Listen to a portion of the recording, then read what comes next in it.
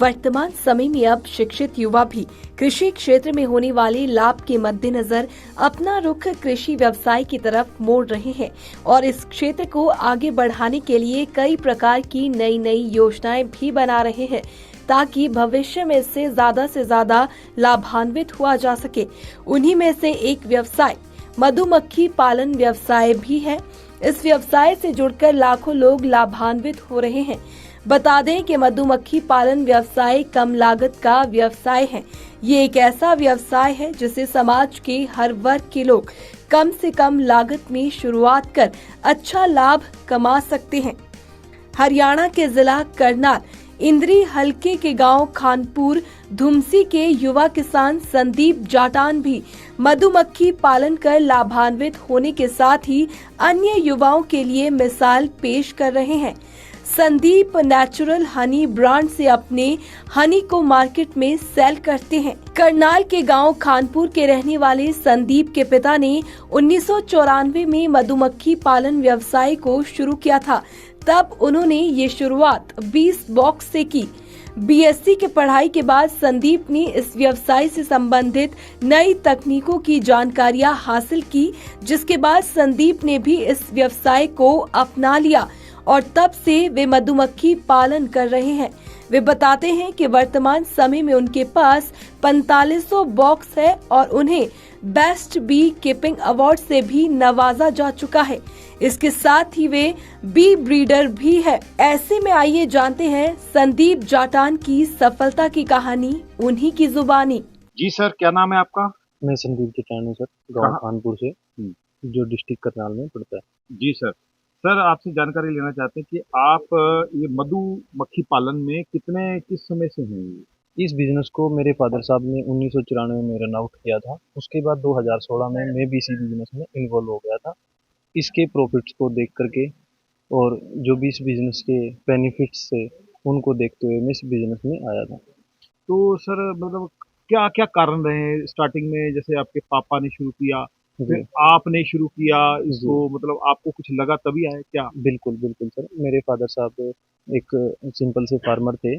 उनको किसी हिमाचल के साथी ने बताया था कि इस तरह का हम बिजनेस करते हैं और आप भी इस बिजनेस में आ जाओ। तब उनकी जो बेनिफिट्स थे उनको देखते हुए मेरे फादर साहब ने इसको स्मॉल स्केल पे रन आउट किया था। उसके बाद मैंने अपनी बीएससी कंप्लीट की। एक्सपोर्ट इंपोर्ट का डिग्री डिप्लोमा कंप्लीट करने के बाद मैं जॉब करता था। उस कंपनी में जॉब करते हुए मेरे जहन में एक सवाल आया कि मैं किसके लिए जॉब कर रहा हूँ, इन फ्यूचर में मेरे को इसका जॉब का क्या बेनिफिट होगा। उस चीज़ को देखते हुए तो मैं अपने ही बिजनेस में इन्वॉल्व हो गया और अपने फादर साहब की जो अचीवमेंट्स थी उनको देखने के बाद मेरे को लगा कि इस बिजनेस के अंदर जो हमारा भविष्य है वो उज्जवल है। तो इसी वजह से मैं इस बिजनेस के अंदर आया। तो सर, सेहत के लिए किस तरह से शहद जो है लाभदायक रहता है? शहद को कुछ लोग बोलते हैं कि इसकी तासीर गर्म है, ऐसा कुछ नहीं है। जो शहद की तासीर है वो ना कभी गर्म होती ना ठंडी होती। जिस चीज़ के साथ आप इसको लेते हो इसकी तासीर वैसी ही बन जाती है। आप इसको गर्म दूध में डाल करके लोगे तो इसकी तासीर गर्म है और पानी में मिक्स कर करके लोगे तो इसकी तासीर ठंडी है।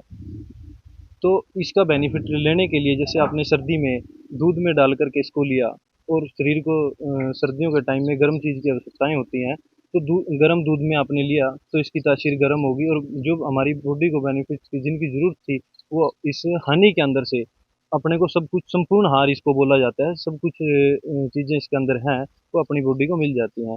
और गर्मियों में कुछ लोग बाग कहते हैं कि जो हनी होता है वो बहुत ज़्यादा गर्म होता है, तो हनी को आप पानी में घोल करके इसका लेमन शेक बना करके इस तरह से कुछ भी लो तो इसकी तासीर ठंडी हो जाती है, लूओं से भी अपने को बचाता है ये।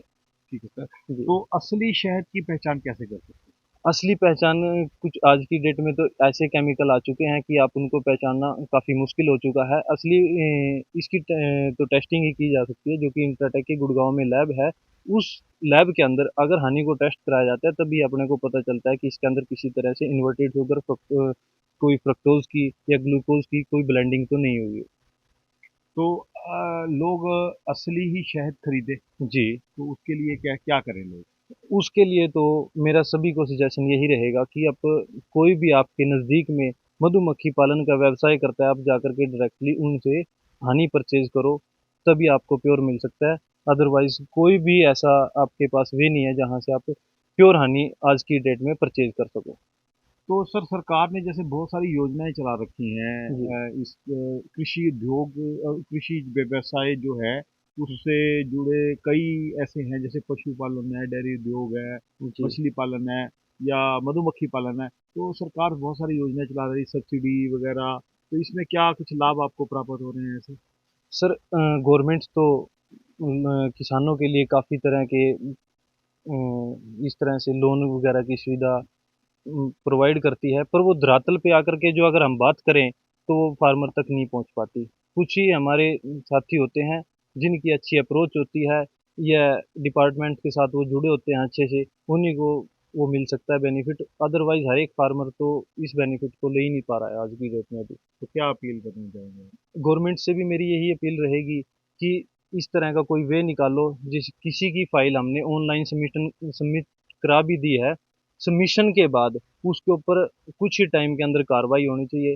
कुछ 10 दिन का टाइम लगे या 15 दिन का टाइम लगे, कुछ तो फाइलें ऐसी हैं जो सबमिशन के बाद ऐसी पड़ी रहती हैं, 2-2 साल तक भी उनके ऊपर कोई कार्रवाई नहीं होती।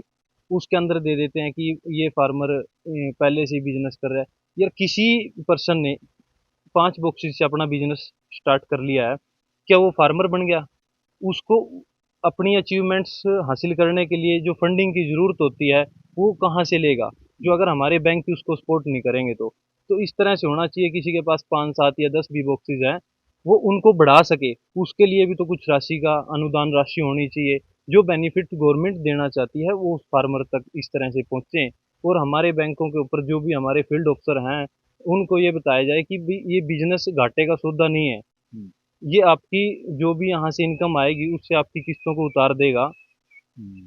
तो ऐसा होना चाहिए। बी कीपिंग के लिए तो कहीं पे भी अगर आप लोन लेना चले जाओ, तो ये कहते हैं कि इनका कोई प्रॉपर वे नहीं है, जो बी कीपर्स हैं, जो ये ना तो इनकी कोई प्रॉपर एरिया है कि ये आज इसी एरिया में कोई शेड नहीं है इनका, भई ये शेड के नीचे ही रखे रहेंगे। शेड में कैसे रख लें? एक जगह पे अगर आप इसको रखते हो तो वहाँ पे सभी क्रॉपें आपको एक प्लेस पे नहीं मिल सकती, ऐसा पॉसिबल नहीं है, इनको माइग्रेशन करना पड़ता है।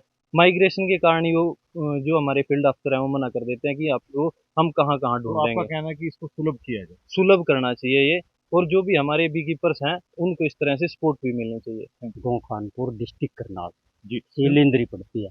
जी। तो हाँ रणवीर जी, मैं आपसे जानना चाहता हूँ कि आप इस मधुमक्खी पालन के व्यवसाय में कब से हैं?